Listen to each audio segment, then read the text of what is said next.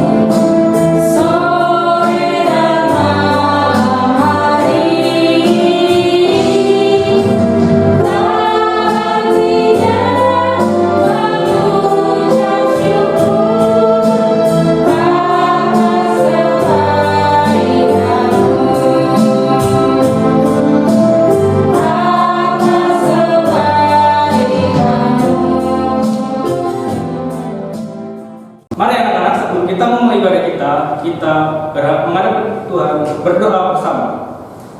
Ya Allah Bapa, terima kasih atas berkat-Mu semalam sehingga kami dapat beristirahat dengan nyenyak dan terbangun di pagi hari ini dengan semangat. Bapa, kami akan memulai ibadah kami pada kali ini. Berkatilah ibadah kami agar kami semakin mendapatkan pencurahan kebaktian-Mu pada kami semua. Amin. Nah, anak-anak, kita akan memuji Tuhan. Mari semua, ayo yang di rumah bangkit berdiri. Semuanya ya, bangkit berdiri. Kita akan memuji nama Tuhan. Kita akan nyanyi lagu dari Terbit Matahari dan Segala Puji Syukur.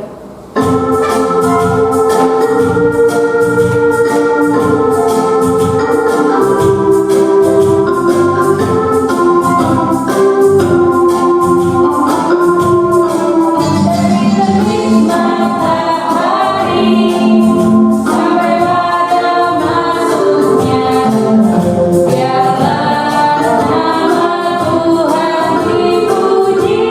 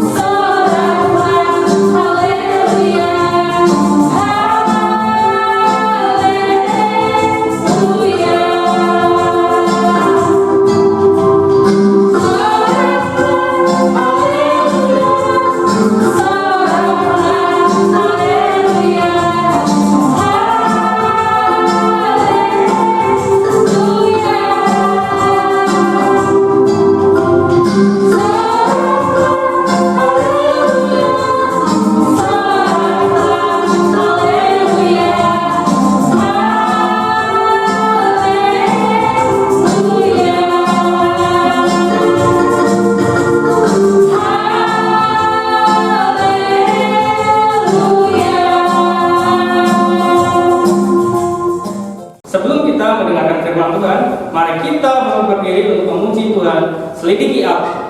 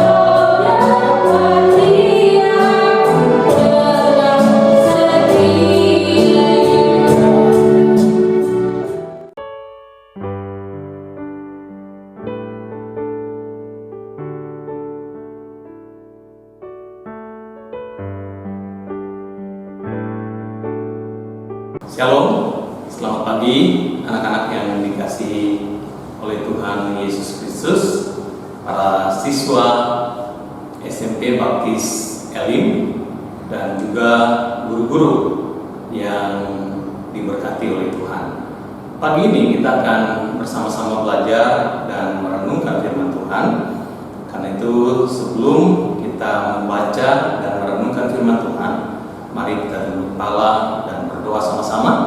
Kita minta pimpinan Tuhan supaya firman Tuhan yang kita akan renungkan dan pelajari pagi ini akan sungguh-sungguh menjadi bagian yang memberkati kita, memperlengkapi hidup kita, dan akan menjadikan kita anak-anak Tuhan yang hidup memuliakan nama Tuhan. Mari berdoa. Tuhan Bapa di surga, kami bersyukur karena pagi ini ada kesempatan indah bagi kami untuk bersama-sama belajar dan merenungkan firman-Mu. Kami berdoa minta supaya Roh Kudus memimpin kami masing-masing, baik anak-anak yang ada di rumah dalam proses belajar melalui tayangan YouTube ini, maupun hamba sendiri biar Tuhan pakai untuk menjadi alat berkat-Mu. Dalam nama Tuhan Yesus Kristus kami berdoa. Amin. Pagi ini kita akan belajar bersama-sama firman Tuhan dari kitab Matius pasal yang ke-7, hanya dari 2 ayat saja, ayat 25, 24 dan ayat 25. Firman Tuhan dalam kedua ayat ini berkata demikian. Setiap orang yang mendengar perkataanku ini dan melakukannya, ia sama seperti orang yang bijaksana yang mendirikan rumahnya di atas batu. Kemudian turunlah hujan dan datanglah banjir, lalu angin melanda rumah itu. Tetapi rumah itu tidak rubuh sebab didirikan di atas batu. Nah, demikianlah firman Tuhan. Dari nats ini, firman Tuhan pagi ini saya beri judul mendengar dan melakukan firman Tuhan adalah kunci keberhasilan. Nah, anak-anak yang dikasihi oleh Tuhan Yesus, pada tahun 2006, tepatnya tanggal 27 bulan Mei, ada satu peristiwa yang sangat menyedihkan, tragedi yang sangat menyedihkan melanda daerah Yogyakarta. Ada gempa tektonik yang cukup besar, ya 6,4 magnitudonya, dan itu mengakibatkan banyak sekali korban meninggal. Ada lebih dari 5.000, kurang lebih 5.800 jiwa orang meninggal. Belum lagi ada kerusakan-kerusakan yang begitu hebat. Nah, dalam penyelidikan dan melalui banyak ahli, melalui banyak ahli yang mengadakan riset atau mempelajari kenapa dampak dari gempa yang berskala 6,4 itu bisa menimbulkan kerusakan dan korban jiwa yang begitu banyak. Di salah satu di salah satu berita yang dimuat di Suara Yogyakarta, itu mengatakan bahwa hal itu terjadi, korban yang besar itu dan kerusakan yang begitu luar biasa terjadi karena persoalan kualitas bangunan. Ya, jadi ada ahli yang mengatakan bahwa gempa yang besar itu, gempa yang terjadi di Jogja itu telah mengakibatkan kerusakan yang besar, banyak korban karena bangunan-bangunan yang ada pada waktu itu tidak tahan gempa. Nah, hal ini dibandingkan dengan bagaimana bangunan-bangunan rumah di Jepang yang relatif kuat, walaupun di Jepang mereka sering mengalami gempa yang bahkan lebih besar skalanya, ya, skala rektornya dibanding dengan yang terjadi di Jogja beberapa tahun silam. Nah, hal itu karena kualitas bangunan mereka telah dirancang sesuai dengan gempa yang sering kali terjadi di sana, dengan kekuatan gempa yang sering mereka alami. Nah, hal ini memberitahu kita bahwa bangunan yang kuat akan menolong menyelamatkan orang sekalipun ada gempa, menyelamatkan para penghuninya sekalipun ada gempa yang besar. Nah, dalam firman Tuhan yang kita baca tadi, Tuhan Yesus mengumpamakan orang yang mendengar firman-Nya, orang yang mendengar perkataannya dan melakukannya, digambarkan sebagai atau diibaratkan seperti orang yang membangun rumah yang kuat. Bangunan rumah yang kuat itu sangat ditentukan oleh fondasinya, ya, atau dasarnya. Dasar yang dibangun atau fondasi yang dibangun dengan kuat itu akan sangat menolong tegak berdirinya rumah sekalipun datangnya gempa. Jadi ada satu sistem fondasi bangun rumah yang kuat. Nah, anak-anak, kalau nanti melanjutkan studi di SMA dan kemudian di perguruan tinggi, kalau kalian mau belajar tentang bagaimana bikin rumah yang bagus, yang kuat, itu harus sekolah di teknik sipil, ya, teknik sipil. Kalau di arsitek merancang membangun rumah, sementara di teknik sipil akan menghitung bagaimana rumah yang dirancang itu bisa dibangun secara kuat. Nah, dalam firman Tuhan tadi, Tuhan Yesus memberi gambaran bahwa kalau kita mau membangun rumah yang kuat, dalam hal ini rumah kehidupan kita, anak-anak kalau mau membangun, memiliki rumah kehidupan yang kuat, yaitu bicara tentang prinsip nilai, bicara tentang pilihan-pilihan hidup yang tidak tergoncangkan di tengah-tengah pergaulan dunia, di tengah-tengah godaan-godaan. Kalau anak-anak ingin menjadi anak-anak yang memiliki kehidupan yang kuat sebagai anak-anak Tuhan, memiliki prinsip-prinsip hidup yang tetap tegar, kuat, benar di tengah-tengah goncangan-goncangan kehidupan yang terjadi. Mungkin ada ujian, mungkin ada kesulitan, mungkin ada masalah, mungkin ada intimidasi, mungkin ada persekusi, mungkin bahkan ada bulian dari teman-teman yang lain. Kalian akan tetap memiliki prinsip hidup yang kuat kalau kalian hidup berdasarkan firman Tuhan, yaitu belajar mendengar firman Tuhan, baca firman Tuhan, renungkan firman Tuhan. Tetapi tidak hanya sampai di situ. Karena kalau kita hanya membaca, mendengar firman Tuhan, mempelajarinya, tetapi kalau tidak menerapkannya, menaatinya, melakukannya, mengikuti kebenaran firman Tuhan itu, menerapkannya dalam hidup sehari-hari, menjadikannya sebagai satu bagian dalam kehidupan, maka anak tidak akan memiliki kekuatan untuk menghadapi pencobaan-pencobaan hidup, tantangan-tantangan yang datang, sikap, respon dari orang-orang lain di sekitar kehidupan anak-anak yang mungkin tidak sesuai dengan keinginan hati. Anak-anak tidak akan menjadi kuat. Ada godaan-godaan dari teman-teman, ada ujian-ujian kehidupan yang anak-anak tidak akan hadapi. Anak-anak tidak akan menjadi seorang pribadi yang kuat jika tidak mendasari hidup atas kebenaran firman Tuhan.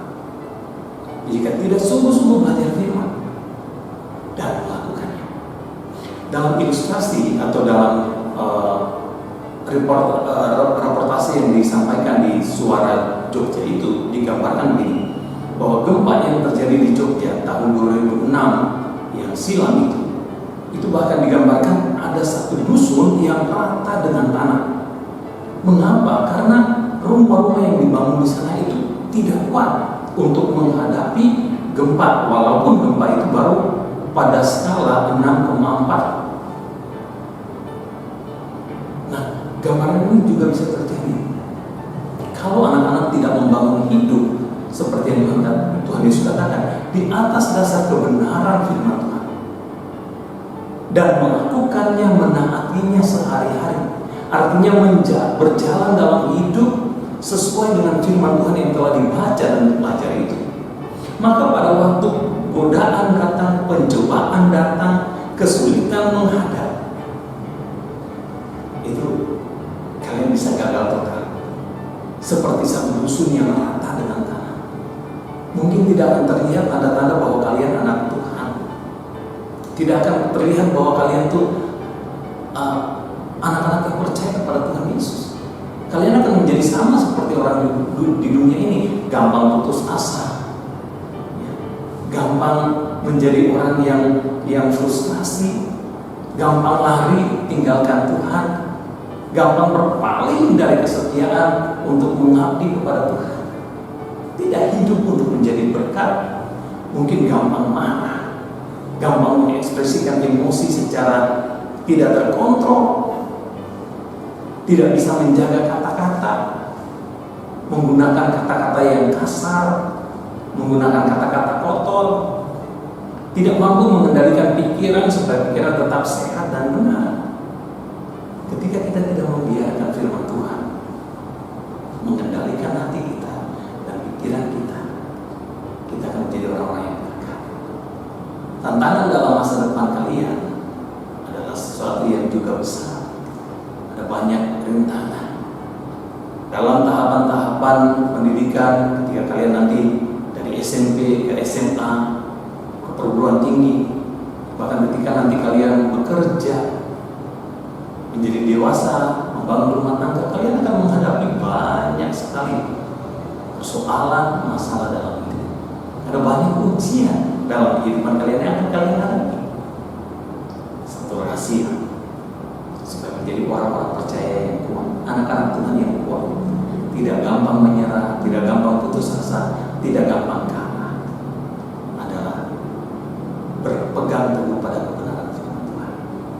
Nah, ini bagian yang pertama dari nats tadi, dari Matius pasal 7 ayat 24 dan 25. Tapi ada satu lagi bagian firman Tuhan yang sebagai bagian terakhir. Apa pentingnya kita mendengar dan melakukan firman Tuhan? Dalam Yakobus pasal 1 ayat 22 sampai 25, firman Tuhan mengatakan begini: tetapi hendaklah kamu menjadi pelaku firman dan bukan hanya pendengar saja, sebab jika tidak demikian kamu menipu diri sendiri. Sebab jika seorang hanya mendengar firman saja dan tidak melakukannya, ia adalah seumpama orang yang sedang mengamat-amati mukanya yang sebenarnya di depan cermin. Baru saja ia memandang dirinya, ia sudah pergi atau ia segera lupa bagaimana rupanya. Tetapi barang siapa meneliti hukum yang sempurna, yaitu hukum yang memerdekakan orang, dan ia bertekun di dalamnya, ia bukan hanya mendengar untuk melupakan, tetapi yang sungguh-sungguh melakukannya, ia akan berbahagia oleh perbuatannya. Nah, maksud firman Tuhan ini apa? Kalau kalian belajar firman Tuhan, mendengar firman Tuhan, tapi bukan hanya sekedar mendengar, tetapi sungguh-sungguh melakukannya dalam hidup kalian, mempraktekkan firman itu, artinya berjalan sesuai dengan firman itu, maka ayat ini mau mengatakan bahwa kalian tidak akan pernah menyesal. Kalian bahkan akan senang, kalian akan bahagia, kalian akan bersyukur, karena oleh ketaatan kepada firman itu kalian akan dituntun ke jalan hidup yang benar. Kalian akan dibawa untuk mengalami sukacita dan kebahagiaan sebagai orang-orang percaya, sebagai anak-anak Tuhan yang walaupun dalam dunia ini ada masalah, dalam pergumulan, waktu belajar ada tantangan, waktu kalian bertumbuh nanti menuju menjadi seorang dewasa, ada banyak pergumulan-pergumulan yang kalian akan hadapi. Tapi karena kalian mengikuti firman Tuhan, menjadikan firman Tuhan itu sebagai pelita dan terang bagi jalan kalian, seperti yang dikatakan dalam Mazmur pasal 119 ayat 105, yakni firman itu adalah pelita bagi kakiku dan terang bagi jalanku. Jadi kalian hidup berdasarkan kepada firman Tuhan, mengikuti firman Tuhan hari demi hari, sejak kalian di SMP, ketika kalian nanti di SMA, ketika kalian menjadi seorang pemuda di perguruan tinggi, pemudi di perguruan tinggi, ketika kalian bergaul, kalian tetap hidup di dalam firman Tuhan, melakukan firman Tuhan sampai masa dewasa nanti.